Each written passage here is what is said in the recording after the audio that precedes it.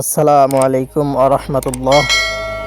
সুপ্রিয় দিশারি পথের দর্শক মণ্ডলী, আশা করি মহান রব্বুল আলমিনের অশেষ মেহেরবানি ও দয়ায় আপনারা সবাই অনেক ভালো আছেন।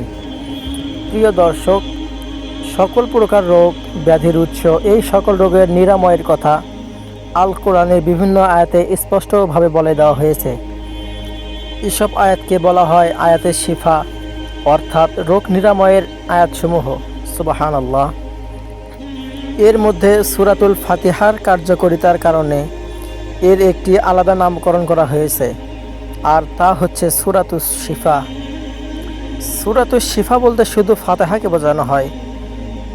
প্রিয় দর্শক, আজকে আমরা সূরাতুল ফাতিহার সাথে সূরাতুল ইখলাস এবং আয়াতুল কুরসির সমন্বয়ে একটি বিশেষ আমলের পদ্ধতির কথা আপনাদের জানাবো, যে আমলের দ্বারা যে উপকারিতাগুলো পাবেন তা সংক্ষেপে বলে রাখছি। 1 নম্বর, আপনার যাবতীয় সমস্যা যেমন রোগ, শোক, বালা মুসিবত, দারিদ্রতা, অভাব ইত্যাদি ইনশাআল্লাহ আল্লাহ রাব্বুল আলামিনের মেহেরবানিতে আল্লাহ দূর করে দিবেন। 2 নম্বর হচ্ছে, আপনার ঘুমের মধ্যে কোনো খারাপ স্বপ্ন আসবে না বা ভয়ানক কোনো স্বপ্নও দেখবেন না। যে স্বপ্ন আপনার কাছে আপত্তিকর মনে হয় সেই স্বপ্নের হাত থেকে আল্লাহ আপনাকে রক্ষা করবেন ইনশাআল্লাহ। 3 নম্বর হচ্ছে, ঘুমের মধ্যেই যাদের প্রায়শই বোবা ধরে তাদের এই সমস্যা থেকে পরিপূর্ণ মুক্ত হয়ে যাবেন ইনশাআল্লাহ। বোবাই ধরার মানে হচ্ছে হঠাৎ করে ঘুমের মধ্যেই এমন ধরনের ভয়ানক স্বপ্নের উদ্রেক হওয়া যে আপনি চাইলেও স্বপ্নের ঘের থেকে কেটে উঠতে পারছেন না, হাত পা ও নাড়াতাড়াও করতে পারছেন না। ইনশাআল্লাহ এই আমলের মাধ্যমে আপনি এই সংকট থেকেও মুক্তি লাভ করতে পারবেন ইনশাআল্লাহ। আল্লাহ তাআলার রহমতে যাদের অস্বাভাবিক স্বপ্নদোষ হয় তাদের এই সমস্যার সমাধান হবে ইনশাআল্লাহ। 5 নম্বর, নিয়মিত ঘুমের আগে এই আমলটি করলে দুশ্চিন্তা থাকবে না এবং বিপদ আপদ কম হবে এবং বিপদ আপদ থেকে আপনি রক্ষা পাবেন ইনশাআল্লাহ। 6 নম্বর হচ্ছে, সকালে ঘর থেকে বাহির হওয়ার আগে পরিবার পরিজনদের এটি পরে ফু দিয়ে ঘর থেকে বের হলে আল্লাহ বিপদ আপদ, বালা মুসিবত, আসমানি বালা, জমিনি বালা, যে কোনো প্রকার মুসিবত থেকে পরিবারকে হেফাজত করবে। 7 নম্বর হচ্ছে, আল্লাহ শয়তান থেকে হেফাজতে রাখবেন, দরিদ্রতা কমে যাবে, মনের আশা পূরণ হবে, মনের সকল জায়েজ ইচ্ছা পূরণ হবে ইনশাআল্লাহ। নিয়মিত এটি পরে বাচ্চাদের ফু দিয়ে তারা বজ্জিন থেকে আশ্রয় লাভ করতে পারবে এবং বাচ্চারা হঠাৎ হঠাৎ চিৎকার দিয়ে ওঠার সমস্যার সমাধান হবে। গর্ভবতী মহিলারা ঘুমানোর আগে এবং ঘুম থেকে ওঠার পর নিয়মিত এটি পরে পেটে ফু দেবেন ইনশাআল্লাহ। আল্লাহ রাব্বুল আলামিনের অশেষ মেহেরবানিতে গর্ভের সন্তানকে আল্লাহ হেফাজতে রাখবেন। নিঃসন্দেহে মহান আল্লাহ অনেক দয়াশীল। এছাড়াও মা বোনদের যে কোনো ধরনের অপবিত্রতা এবং শারীরিক সংকটে আল্লাহ রাব্বুল আলামিনের অশেষ মেহেরবানিতে এ দেওয়ার মাধ্যমে আমল করে ফু দিলে আল্লাহ তাআলার তার কষ্ট কমিয়ে দেবেন এবং আল্লাহ আমলকারীদের জন্য জান্নাতে একটি প্রাসাদ তৈরি করে করবেন। সুবহানাল্লাহ। রাসূলুল্লাহ সাল্লাল্লাহু আলাইহি ওয়াসাল্লাম বলেছেন, যে ব্যক্তি শুধুমাত্র সূরাতুল ইখলাস 10 বার পাঠ করবে আল্লাহ তার জন্য জান্নাতের একটি প্রাসাদ তৈরি করবেন।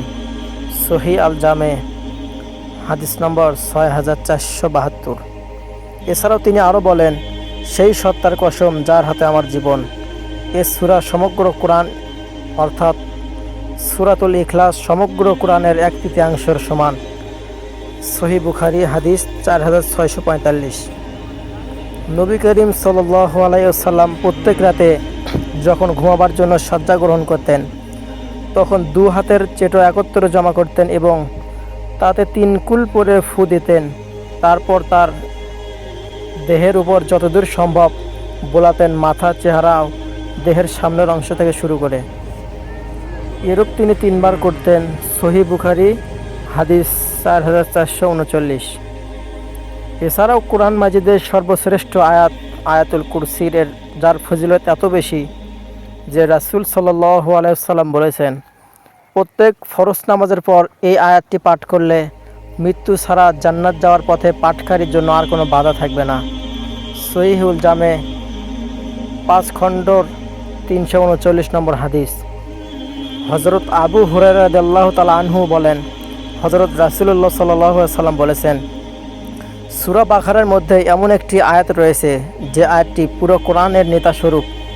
তারপরে ঘরে প্রবেশ করলে শয়তান ঘর থেকে বের হয়ে যায়। তা হলো আয়াতুল কুরসি। সহিহ হাদিস 972।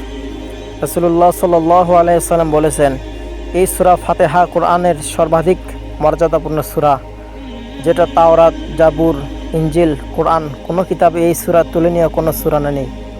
সহিহ বুখারী, সহিহ মিশকাত 2142 নম্বর হাদিস। হজরত আবু সাঈদ খুদরি রাদিয়াল্লাহু তাআলা আনহু বলেন, একবার এক সফরে আমাদের একজন জনৈক গোত্রপতিকে শুধুমাত্র সূরা ফাতিহা পড়ে ফু দিয়ে সাপের বিষ ঝাড়েন এবং তিনি সুস্থ হন। সহিহ বুখারী হাদিস নম্বর 5405। হজরত রাসূল করিম সাল্লাল্লাহু আলাইহি ওয়াসাল্লাম কসম করে বলেন, যার হাতে আমার জীবন মরণ, আমি তার শপথ করে বলছি, সূরা আল ফাতিহার দৃষ্টান্ত তাওরাত, ইনজিল, জাবুর অন্য কোনো আসমানি কিতাবে এরকম কোনো সূরা নেই। এমনকি পবিত্র কোরআনেও এর দ্বিতীয় বা সমতুল্য কোনো আয়াতের সূরা নেই।